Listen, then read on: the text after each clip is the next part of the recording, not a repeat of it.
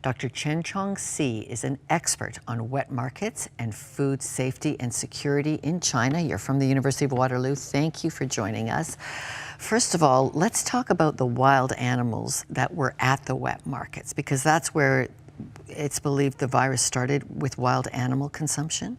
Yeah, exactly. I think existing studies find that it's connected to wild animal consumption, but it's not confirmed which kind of wild animal it is. Okay, so what is the wet market and why are there wild animals at it? Wet markets are the major food source, especially for fresh produce and meat for Chinese urban residents. They are densely distributed in Chinese cities. A large city typically has a few hundreds of wet markets. They have many of these wet markets that they have live animals for sale. It's mainly chicken, actually mainly chicken or ducks. But some of them have wild animals, like this Wuhan market. Well, I also want to clarify this Wuhan market is technically a wholesale market. But wholesale markets are the source of food for wet markets, supermarkets, and many restaurants as well. Yeah. Your book on food security that you and a few other professors have written reminded us that people go to these wet markets a few times a week. Like, this is just part of Chinese culture, is that food should be fresh. And if you have to kill it at home, that's just a good thing. Yeah, the reason that people shop at wet markets is that wet markets are able to provide food at a lower price, and also food there is fresher compared to those in supermarkets.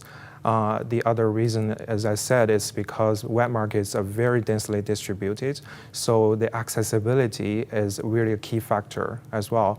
For a lot of Chinese, for example, according to our survey in Nanjing, 90%, more than 90% of households can access wet markets within walking distances. Yeah. But it is an important part of food security. Yes. For many parts of the globe. But it's the wild animals that is the problem for if a virus is going to spread. Right. Will China ban the sale of wild animals at markets?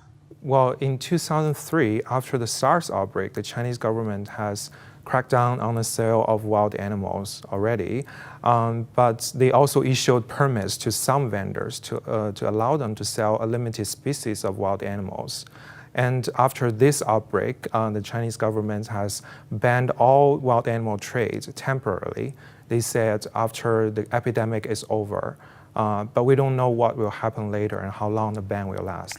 Okay, doctor, let's take this to my Canadian table. Are you adjusting what you are eating? Should we be adjusting what we're eating in this virus watch down? I would say no, because this whole outbreak is related closely to wild animal consumption.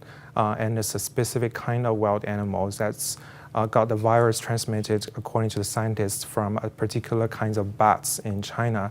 So I don't think Canadians should worry about their food safety here. Okay, not wild-caught salmon, not my sushi table, nothing. We're all good. Not eggs. I'm hearing eat cooked eggs.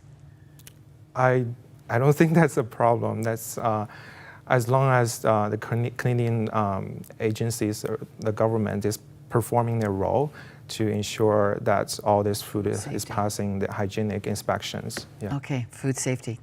Dr. Chen Chong-si, thank you very much for setting us at ease. Thank you. Thank you.